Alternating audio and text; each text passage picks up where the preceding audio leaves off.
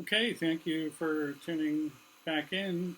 In this video, you will see qualitative and quantitative proof of this expression for the oscillation frequency of a horizontal bar. I'll do this by showing you 5 different bars positioned at different wheelbases, and you'll be able to see fairly easily that as the wheelbase is narrowed, oscillation frequency goes up. As wheelbase is extended, oscillation slows down, and you'll see it with 5 different bars, 4 different materials.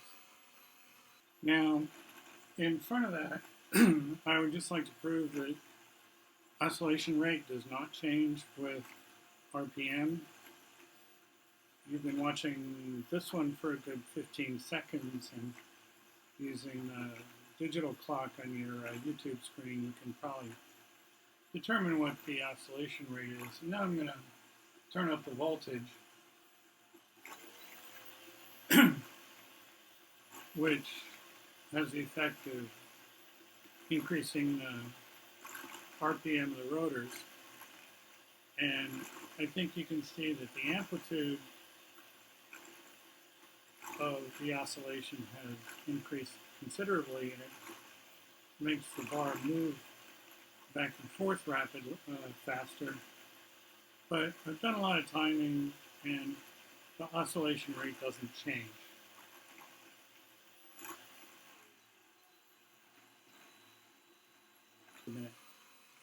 And you'll see now, as the wheelbase is narrowed,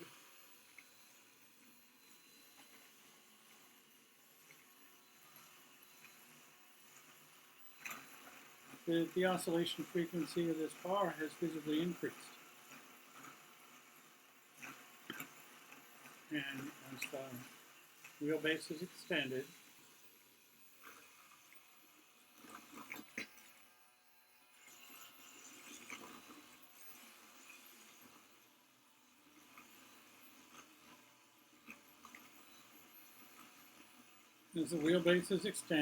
the oscillation frequency slows down. The other interesting fact you'll observe, which is not apparent in the video but is apparent in some of the quantitative analysis, is that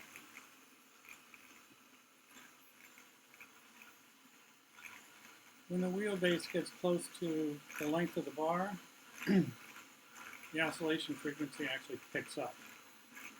And this may or may not be apparent in the video, but when you see the quantitative results, you'll notice that.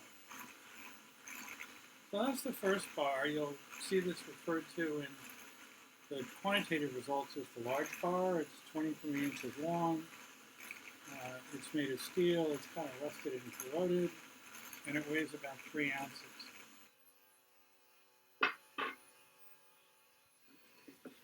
The next bar you'll see is what's referred to in the video and in the documentation as the short bar. It's the same material as the large bar, but it's about half the length.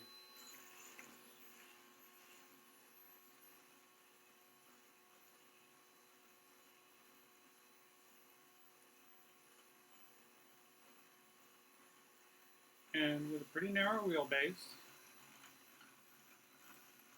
the oscillation frequency is visibly kind of brisk. It's also a little bit unstable.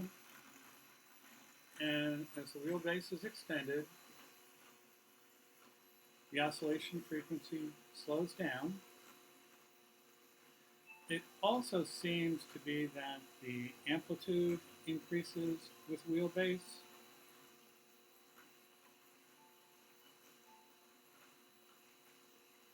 So that's the second metal bar.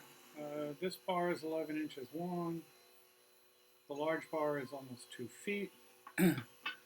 They're presented in order to prove that oscillation is independent of mass. They're the same material, but the short one is less than half the length, and giving uniform linear density, it's a little bit less than half the mass. This is a very thin, very light metal bar, also with a little bit of corrosion on it, so the friction's pretty good. and it makes a very nice demonstrator for these light motors.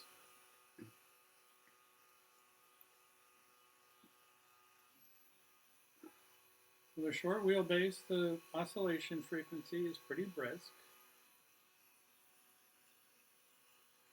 And as the wheelbase is extended, the oscillation frequency slows down.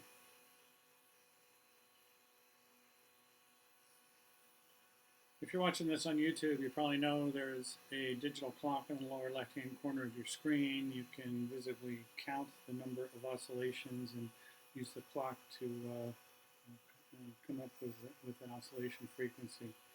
I think this is a good demonstration of long wheelbase, seemingly large amplitude, short wheelbase, faster oscillation, less amplitude.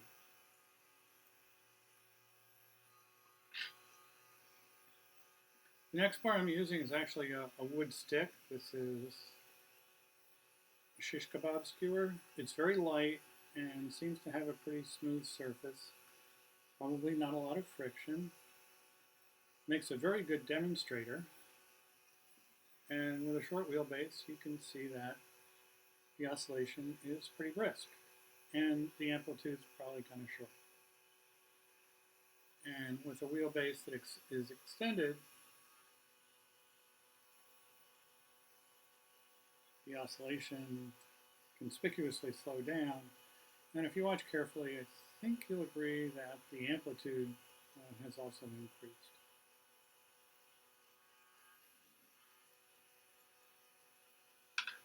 The last bar I'll show you is a plastic rod.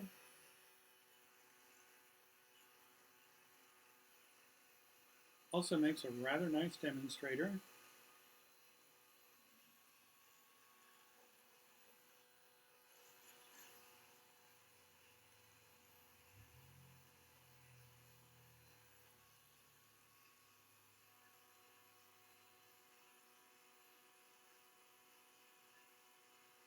And here's the oscillation with a fairly extended wheelbase.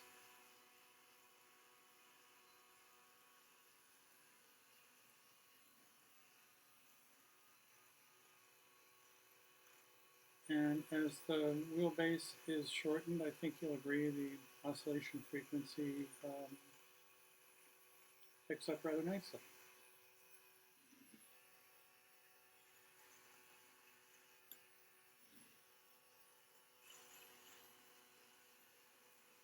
You'll see in the quantitative test results that this is one of the two bars, the other one being the long metal bar, that when the wheelbase is extended to close to the length of the bar, the oscillation frequency picks up again. And that doesn't seem to be accounted for in this expression. So this concludes the qualitative proof of this formula. The intention is to show that a narrow wheelbase visibly increases oscillation frequency, and to show that RPM causes oscillation frequency to increase. Also wanted to give you just a sense of what the test fixture looks like. It's not perfect. The oscillations are not perfectly consistent or uniform. And all of the numbers that you'll see in the quantitative analysis represent oscillation counts that are the average of 5 discrete measurements. Coming up next is a presentation of the quantitative proof of this expression.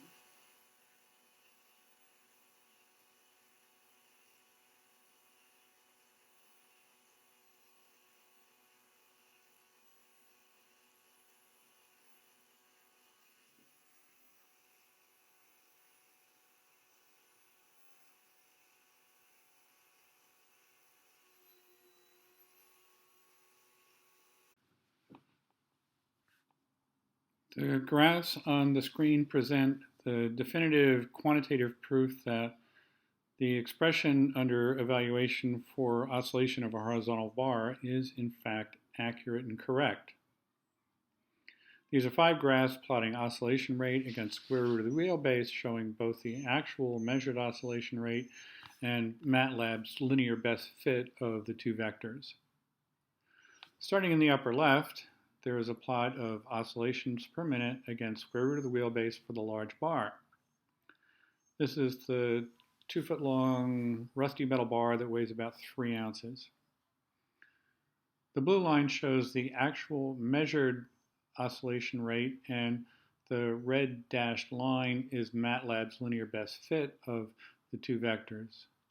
According to MATLAB, the R² value for this relationship is 0.973, which is extraordinarily high. On the right is the linear regression for the short bar. This is the same bar as the large bar, but a little bit less than half the length and half the mass. The blue line shows the oscillation rate gradually descending with the square root of the wheelbase, and the red dashed line is MATLAB's linear best fit of the two vectors. The R² value is 0.903, which is very strong and very high. The middle graph on the left is a plot of oscillation rate against square root of the wheelbase for the wood stick. The blue line shows the actual measured oscillation rate, and the red dashed line is MATLAB's linear best fit of the two vectors with an R² value of 0.835. This was the lowest R² value among all the test results. And on the right is a plot of oscillation rate against square root of the wheelbase for the thin bar. This is a narrow thin bar about 9 inches long that weighed probably about 1/4 of an ounce. And the blue line plots a declining oscillation rate as the wheelbase is extended, and the red dashed line is MATLAB's linear best fit. The R² value is 0.923, which is very high. The bottom graph on the left is a plot of oscillations per minute against square root of the wheelbase for a plastic rod. This is a piece of light plastic about 15 inches long and 3/8 of an inch in diameter. The blue line plots the declining oscillation rate as the wheelbase is extended, and the red dashed line is MATLAB's linear best fit with an R² value of 0.926. All these R² values are extremely high, and they're almost high enough that some statisticians would be suspicious of the high values and consider the relationship to be too good to be true. But these are what the numbers are, and the next graph and the following table present what the numbers look like.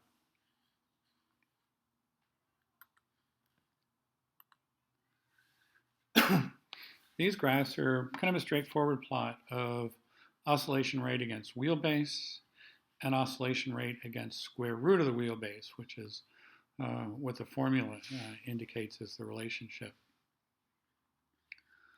On the left is a plot of all 5 bars, oscillations against wheelbase.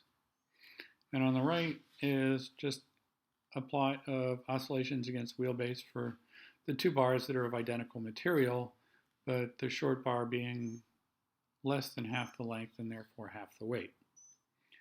It's shown separately with the intention of helping to prove that oscillation rate is independent of mass. The graphs below plot oscillation rate against the square root of the wheelbase, showing on the left all 5 bars under test plotted together, and on the right the 2 bars of identical material and dissimilar mass. I would call attention to 3 of the plots: the large bar, the small bar, and the plastic rod all show something of a hockey stick increase in oscillation rate as the wheelbase is extended to a distance that's fairly close to the length of the bar.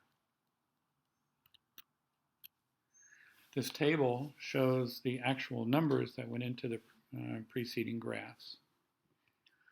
In the left column is the wheelbase in inches, and in the second column are the oscillations for the large bar. The numbers show that with a narrow wheelbase, the oscillation count is fairly high, And as the wheelbase is extended, the oscillation rate goes down until the wheelbase is about 17 inches. Beyond 17 inches, the oscillation rate increases, and this anomaly has been observed with 2 of the bars under test.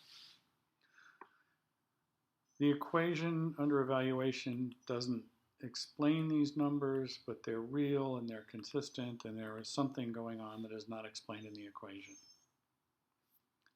The margin of error on these numbers is about 3 to 5% below the numbers that are actually shown. These figures are the average of 5 measurements, and the numbers shown, the actual numbers among the 5 measurements vary between 3 and 5% above and below the numbers that are shown. The third column shows oscillations of the short bar, starting with an oscillation count of 63 and gradually descending to a count of 32. The fourth column shows oscillations of the wood stick, starting with an oscillation count of 46 and decreasing to 25. Notice that once the wheelbase reaches about 7 inches, that the oscillation rate is essentially flat and unchanged, and given the margin of error, there's really no difference between the last 3 measurements. The fifth column shows oscillations of the thin bar, starting with a count of 51 and going down steadily to 32.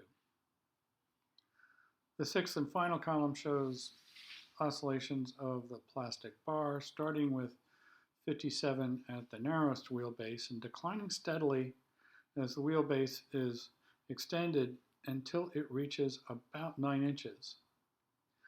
Beyond that, the oscillation rate goes up a little bit. And the numbers suggest that under certain cases, once the wheelbase approaches the length of the bar, the oscillation count starts to rise. The formula that's being evaluated doesn't account for this. I'll call your attention back to the plots of oscillation against wheelbase. Note the hockey stick slight increase in oscillation count for 3 of the 5 bars that are under test. These are the anomalies that are shown in the figures that were just presented. It would be important to note that with the large bar and the plastic rod, the R-squared values do not include the anomalous final 4 and 3 measurements of oscillation rate. If the anomalous 4 measurements for the large bar were included, the R-squared value would be 0.894 instead of 0.973 for the large bar. And if the trailing 3 anomalous measurements for the plastic rod were included, the R-squared value would be 0.838 instead of 0.926. I removed them because the equation under test obviously does not account for these anomalies. There is some explanation for it. But even with those anomalous measurements included, these R-squared values are very high.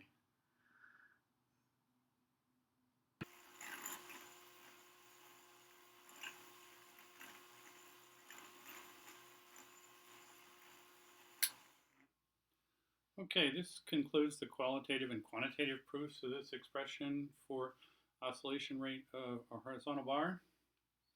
You can show 3 things. The first and most important being that that expression is correct, accurate, and empirically provable. You've had a look at the test fixture and hopefully have developed an appreciation for the capabilities and limitations of this experiment. The oscillations are not perfectly consistent or uniform, which is why all of the measurements in the test data represent the average of 5 discrete measurements. You've seen 4 interesting analogs to oscillation of a simple pendulum, first being that the formula for oscillation of a simple pendulum is the square root of gravity over length. differing from this expression only by a couple of constants. In both cases, oscillation rate is independent of mass. That's been proven in this experiment. You've also seen that oscillation is independent of RPM, roughly analogous to the starting angle for oscillation of a simple pendulum within the boundaries of small angle approximation. When the wheelbase of this system is extended close to the length of the bar, oscillation rate increases, representing kind of going over the boundaries of small angle approximation. The MATLAB code, test data, and a white paper on all of this are available for download from a URL that's in the description section of this video. I hope you have found this interesting. I appreciate your watching. If you have questions or comments, please let me know. Thank you.